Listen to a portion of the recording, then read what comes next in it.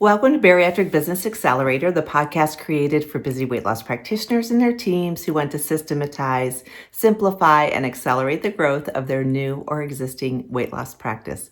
I'm your host, Karol Clark, and sometimes people ask me what it is like to do a year-end review with Karol Clark.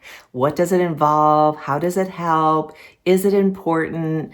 And for me, it is so insightful. And so this month, it happens to be January 2025.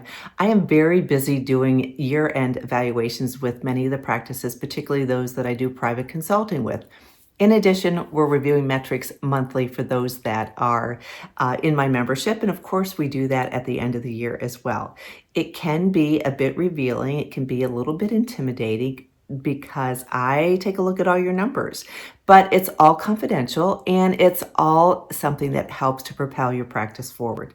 So what do I look at the end of the year? So hopefully throughout the year, I have had metrics incoming from you every single month. We usually like to get them by the 10th of the following month, if possible. But every team's a little bit different depending on what's going on in your practice. So we take a look at the metrics in your practice, and I put together a end of the year sort of report so that we can review it together.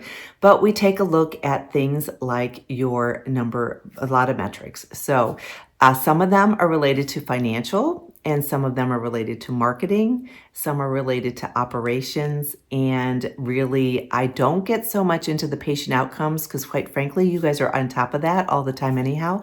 I'm looking at it more from a business growth perspective and also streamlining operations so that you can actually leverage your time, leverage your team so that you can scale your practice faster. So we take a look at metrics. And for me, I do like to look at metrics divided out, if possible, particularly financial and numerical ones in terms of volume by practitioner or by service line. And this is something that is a little bit of a change for many practices that I work with because they may just track the overall revenue in terms of a profit loss, a typical one, or they might just look at RVUs. They may look at RVUs by practitioner, but they really don't look at how their productivity and their expenses result in either profitability or lack of profitability, because that helps to make decisions about what you want to do for the following year. So I like to look at it in a variety of ways. So my metrics consist of some financial metrics, which of course include your revenue that you brought in by cost center, if I can get it from you. And then we look at any cost of goods sold, if you're selling products or that sort of thing. We look at your expenses and then the bottom line. So we're looking at that by cost center. So that's the financial side of it. Nothing too tricky, but it is something that we want to keep track of all throughout the year. The next thing we look at are some of your volume statistics. And your volume statistics relate to how many leads did you have? How many of those ended up in consults? How many of those followed through to become a practitioner or a patient in your practice, whether for medical or surgical weight loss or some other service that you offer? And then what are your conversion rates? We look at all of that to see what that volume is looking like year over year. I have practices, I've been doing this for a long time, so I have practices that we have a lot of history. So we compare to earlier years, and that helps us as we move forward to see what's working, what's not, and where to focus efforts for that next year or the next quarter or that next month, wherever we are in our assessment. So we take a look at those volume numbers. And then, of course, from a marketing perspective, if possible, we involve either if you're tracking your own Google Analytics or your Facebook campaign analytics or Meta Analytics, I guess I should say, we take a look at that as well. We look at exactly where your referrals are coming from.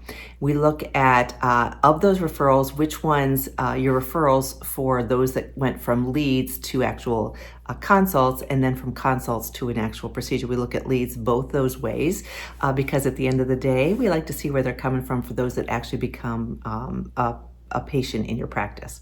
So we take a look at your marketing statistics in terms of any campaigns that you had, if you were doing paid marketing, what your return on investment was, where you had we're kind of looking at this all through the year if we're working together, but we want to take a look at all that, what your referral sources were.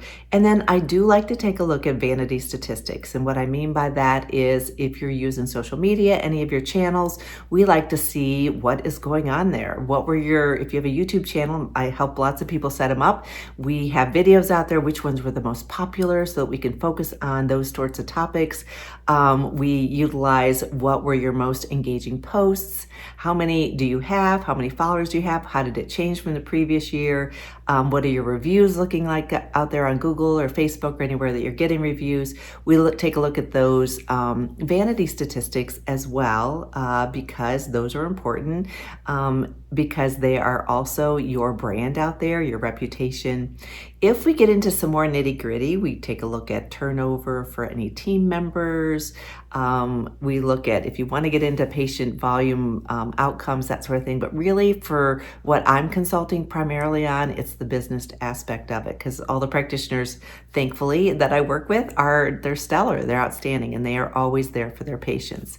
So that's what an end of the year assessment looks like for me. Once we get all those numbers, then we take a look at what were our marketing strategies, what were the things that we were doing last year, what worked really well, what really didn't, because there's going to be things that you try or you do that are not that effective. And so we want to make sure that we are not repeating that. Sometimes people throw money at a method such as, I don't know, Facebook ads or Google AdWords, and they don't really know if there's a return on investment on that. Maybe it's a tweak in the words, maybe it's lots of different things. But and sometimes we'll also include for some practices their webmaster, because they have access to some of those numbers easier than you may or may not have.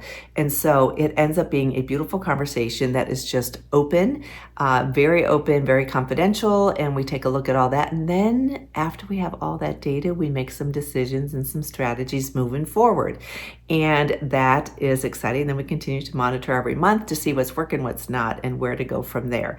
Always keeping in mind trends, and I'm always working with lots of different practices so I can see what may be working or not working in another practice. So I know there's lots of other resources out there for you, but we take all that and put it into one package, one picture, one vision for your practice in terms of where you are and where you want to go. So that's a little peek into a year-end assessment with me. And like I say, for a number of practices, we do this every month. A lot of times it can be one of those things they don't necessarily kind of sign on for at the beginning, but once we get into it, they see the value in it, and it's like, oh, this is important. So if you're not doing that, you can do it right in your own practice. I encourage you to create some of those metrics. Start small. If you're not gathering any right now, if you have a lot of them, then make it a very systematized way for looking at what it is that you're doing. So anyhow, that's a sneak peek. I hope you found this helpful. Please share this episode with any colleagues if you if you're able to. And I look forward to getting to know you if I don't know you already, and anyone who's in my membership or private client. I can't wait till our next time that we are strategizing together. In the meantime, take care.